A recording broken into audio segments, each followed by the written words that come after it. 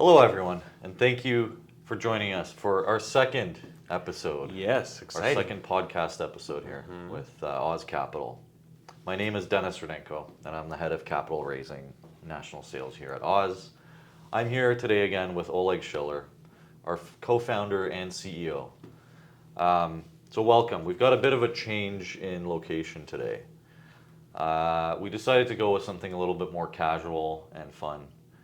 This is our wine club, the Curtis Wine Club, that we've been lucky enough to be members of and use this wonderful room for this episode today. Let's get into the heart of our topic here today. Yeah. I think one of the things we really wanted to do is discuss, the current environment. We just saw a major change, something we haven't seen in over 4 years, right? Yeah.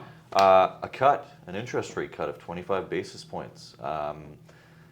How does this impact the consumer? It's a little bit too early to tell maybe, but Yep. hopefully we're going to see a change in consumer sentiment. Can you comment on that for us today, Oleg, please? Absolutely. So consumer confidence and positive sentiment are huge for the economy, especially now. Like within the negativity that's taking place everywhere, we want some positivity. And the news about the prime rate decrease, great news, was extremely well received. I think it's important to look at what it really does and what it really means for an average consumer and for the total economy.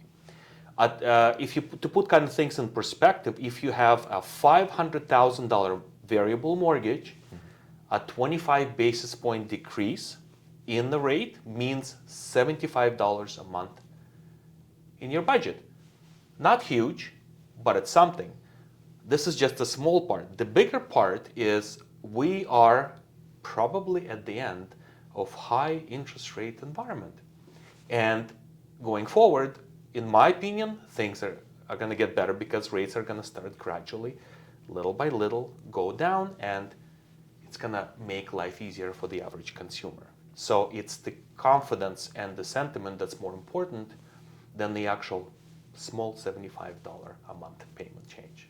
Can we talk a little bit about expectations as far as, rate cuts for the rest of the year? I've heard all sorts of different projections, and there's always tons of different people saying different things. Absolutely. What do you expect as far as the rest of the year and rate cuts?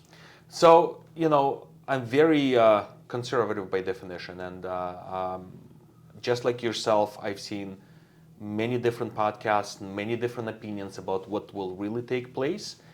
I think anywhere between another 1/4 to 0.5% is what's reasonable to expect before the end of the year, leaving end of the year between the 50 and 75 basis point decrease in the total prime rate. I don't think it's unreasonable to expect at least a 1/4. What are you seeing in the real estate market? What are the expectations? What are we really seeing in terms of the types of deals that are coming our way, the types of inventory that you see on the market in general? Obviously Canada, but Ontario specifically, because that's where we do business. Yeah. So speaking specifically for Ontario, we do 100% of our business in Ontario. Here's what I'm seeing. Year over year, substantially more listings. And I'm not sure if what specifically causes, because there are several reasons that are the actual reasons why there are so many listings. But year over year, looking at things, between 30 and 40% increase in total listings of new properties that are on the market. Now, it's great because the choice is so much bigger for consumers. But remember, there are less qualified purchasers. Mm-hmm. There are less qualified mortgage purchasers in the market, and they're in a position to pick and choose what they really want. What does it mean to vendors?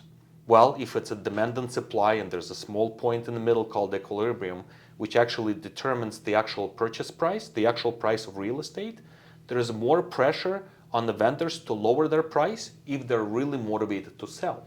Which is part and parcel why we have continued to be a little bit more cautious and more stringent in terms of valuations, appraisals, our LTVs. Yeah. I think a big thing to consider is how we approach risk valuation at Oz, and really how we mitigate risk, Yeah. and how we evaluate deals on a case by case basis in terms of the ones that we're going to underwrite and in terms of Absolutely. the ones that we don't. Because Yeah. I think we get, how many deals do we get per month average? So I would speculate that we see over 100 deals per month.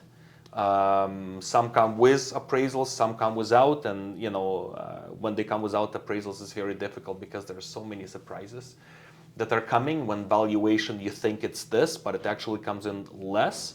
On a good note, as a big believer in resiliency of the market, on borrowers specifically, we see families grouping together to qualify for a mortgage, which is not something we've seen before.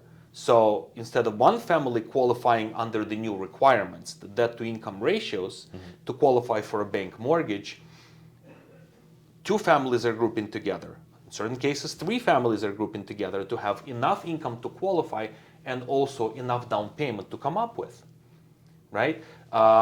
Meaning that you want to be in that ultimate, the 20% down payment if you can, because at 20% down payment, more doors are open to you on what's called a balance sheet, uninsured type mortgages, right? Where there are more exceptions possible. So another interesting thing that we've noticed is more uses of basement as an additional rental income more often than before, because again, things are very expensive and people are looking to budget things. Keeping things within the retrospect of what can they really afford, and every dollar matters. Another phenomenon that we've seen, which is another great program, where if your lot is big enough, and we've seen a few of those and we finance them, existing homeowners are building an extra structure. The laneway suite. Right? To make sure, exactly. And it's an extra $1,500, in certain cases over $2,000 a month that's coming in. Hey, coupled with the prime rate decrease and there's more money left in the pocket, life is easier. I think it's a win-win situation for everyone. Absolutely, and ultimately it solves an issue, right? And that issue is not enough supply of housing in Ontario, given that we've got so many people coming to this province that want to live here, that want to do business here. Absolutely. And they need places to live. A lot of listeners would be interested to hear about the types of deals that we underwrite, some real world situations that are hopefully recent, because I think there's a lot of misconceptions, or at least misunderstanding about why it is that alternative lenders exist and what types of problems or issues or things that we solve for our clients on the lending side. So can you give us some examples, Oleg, from hopefully recent Absolutely. memory? So there are two specific examples that I'm thinking of, and just before I cover them, I think what's important to understand is the whole premise behind alternative lending is to provide the necessary bridge for borrowers and help them when they're in a very unique financial situation with a temporary solution that will allow them to find a more permanent solution once they transition back into the banking world. One example would be a very conventional example that we see many applications for is the equity takeout. We have recently had a couple that we approved a mortgage for. They've had about $350,000 worth of unsecured debt.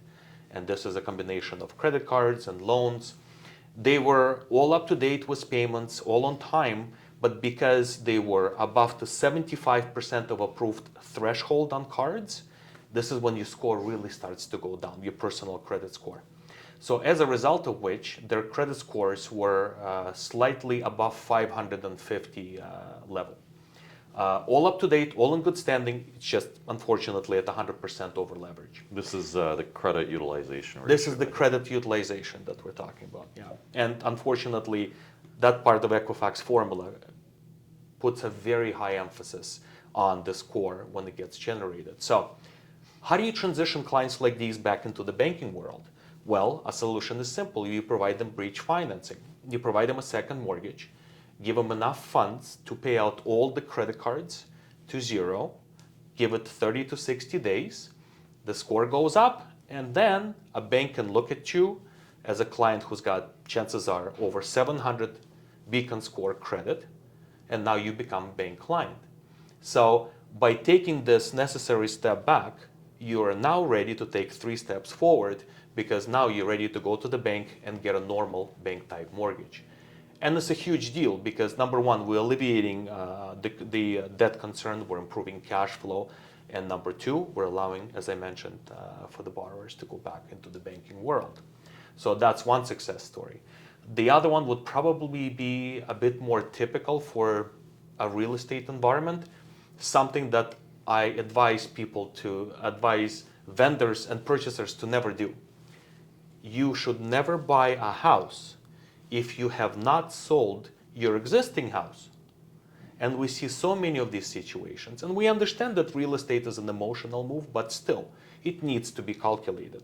So a situation where a borrower approached us through a broker network, broker channel, and they're in a situation where they have purchased the property, closing in 30 days or less, but they haven't sold their existing house. So where's the challenge? Well, the equity, which is their down payment, is sitting in their house that they have listed, they haven't sold. So now you have this pressure that you created for yourself, where you have no choice but to close because you're under contractual obligation. Right. So what do? We provide enough funds to close the purchase. We're also leveraging an existing house because the equity and the down payment is sitting there to minimize the level of risk for our own portfolio, yet alleviate the concern and the pressure from the purchaser by providing this bridge financing. So now transaction has closed. Now the purchaser, who is also the vendor of their existing property, has enough time to sell their property, and upon sale, pay us off. And again, this becomes a bank type of a situation. Mm-hmm. So these are crucial situations where we've accomplished the following. We saved the deposit. We saved a purchaser from a potential litigation of not being able to close on time. Bank, unfortunately, is very seldomly dealing with these type of situations because you can't have 2 mortgages if you can only qualify for one, right? And this is where we're coming in with an alternative solution to help alleviate these concerns and, most importantly, buy time. And time buys peace of mind. And that's the most important thing about it. Let's talk specifically about why we think it is such a key product or such a key option, a MIC like Oz Capital, for a fixed income alternative allocation within a client's portfolio. Do you want to talk about some of the points there in terms of the stability and its? Absolutely. I think the best part about our business, about alternative lending, is our investors know that they get paid every month. Cash flow, and cash is king, but cash flow is very important. So when you look at the overall portfolio, and of course it very much depends on the level of risk, your current stage of life, and this is what's important to consider with either individually or along with your financial planner as a long-term goal, is where you are and how comfortable you are with taking the risk. Now, in the world of such a diverse selection of investments, a MIC should probably be between the 5 and 10% exposure within your portfolio. I would say on average how I feel, because though it adds a fixed income element, you don't want to be fully committed into this product and say, hey, because it pays me every month, right? I'm going to select this. I'm going to go head on 100% into it. You need to diversify. For sure. And I don't think any prudent asset allocator would ever tell you to put 100% into any product, right? In terms of portfolio concentrations, that would be called putting all your eggs in one basket. Exactly. It's certainly not a good way to manage your finances. But to your point, when you look at let's say 3 average scenarios, and typically these are based on risk tolerance levels, as well as your age or your stage in life, right? We look at a conservative portfolio or a model. We can look at a moderate sort of investor, and then we can look at a more aggressive investor. Typically, the more aggressive investors are younger and Yeah. at their peak of their earnings. When you talk about the 5 to 10% allocation, I think we can certainly put that in perspective when we talk about those three different scenarios, right? So I would say for somebody that's conservative, that allocation would probably be closer to 5%, right? I would say. And then conversely, if somebody's an aggressive investor, you'd probably see a lower allocation because, a 9% yield, while extremely good for the type of product and the Absolutely. type of security that we provide, might be a little bit low for those investors that are looking for those private equity type returns that are, potentially giving you 20 to 25%. But again, there certainly is an argument to having a product like Right. the MIC in your portfolio. Whereas I think those moderate investors that are kind of looking for a very good level of risk return trade-off, I think those are the investors that would potentially be at the higher end of that 10% in terms of their portfolio allocation to a product like a MIC, right?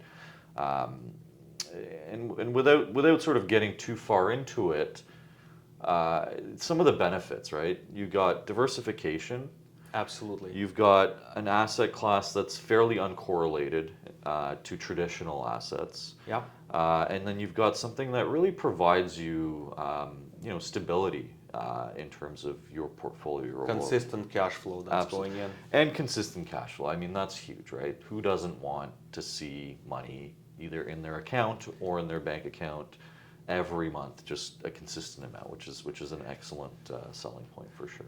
I keep mentioning this all the time that cash is king, and I always keep focusing on how important it is to have monthly distributions going into your bank account. But if you think about it, within the retrospect of the portfolio, even if you're on a balanced 60-40, 40-60 combination of equities and fixed income, there's a lot of market fluctuation. That's very normal. Yep. That these are market risks, and that's what it is.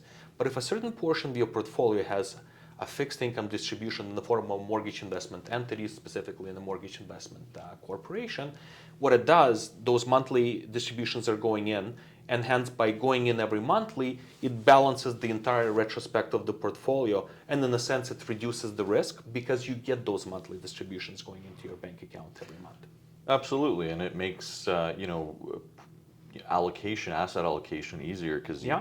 you can always take those distributions and either reinvest them back into the MIC, or you could potentially take those distributions and buy another asset class with them, right? Yeah. Listen, I think that's a good spot to wrap it up. I mean, we've given our listeners a good amount of insight into the portfolio. We've talked a little bit about what we think about interest rates and what we think about things going forward. Yeah. I'll leave you to leave us off with a couple of words of wisdom. Absolutely. So I think the most important thing is when there's a lot of instability is to kind of put things in perspective and really understand where not only you personally stand financially, but what's happening to the economy. Consumer confidence is a huge thing. And if you think about it, it's not just the 0.25% decrease that's important. It's the confidence knowing that going ahead, there are possibly more cuts. I think the common misperception about just being sticking to the mortgage world where your payment goes down by $75 on a $500,000 mortgage is just a tiny part of the total economic environment. Think about it. It's not just the mortgages. It's also the unsecured loans and lines of credit, which were done based on prime. Mm-hmm. It's commercial, agricultural, industrial credit, which was also provided based on prime rate. It's ultimately the cost of money. It's right? The cost of capital that's less, which means more money left in individual or business hands, more disposable income, more money going back into the economy, and things keep churning, and rates keep, let's say if they continue on a downward trajectory, which I strongly believe they will, the future looks fairly bright, which is a huge part. And as long as we understand that, here's where the confidence really comes in. Here's where there are going to be more purchases, there's going to be more money going into the economy, people are going to be less concerned about spending. So that's something that I'm looking forward to, and hence I believe that the future is very favorable for us economically.